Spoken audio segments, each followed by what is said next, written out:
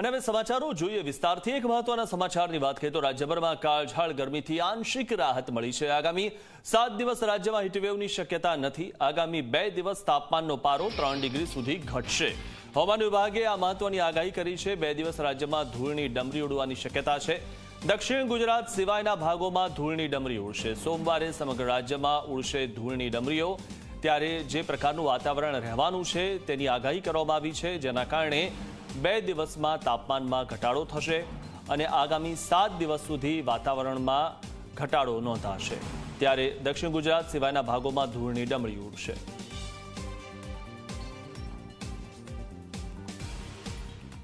अभी जो रिलाइज है, अभी हीट वेव आया नहीं है कहीं पे, कल कहीं पे रिलाइज नहीं हुआ।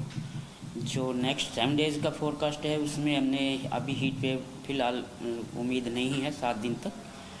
और जो डे 1 और डे 2 में थोड़ा सा डस्ट रेजिंग विंड्स की थोड़ी संभावना है, ज़्यादातर खास करके कच्छ में और सौराष्ट्र में भी। और डे 2 में थोड़ा सा साउथ गुजरात रीजन तक एक्सटेंड करेगा। धूल उड़ाती हवाएं हैं।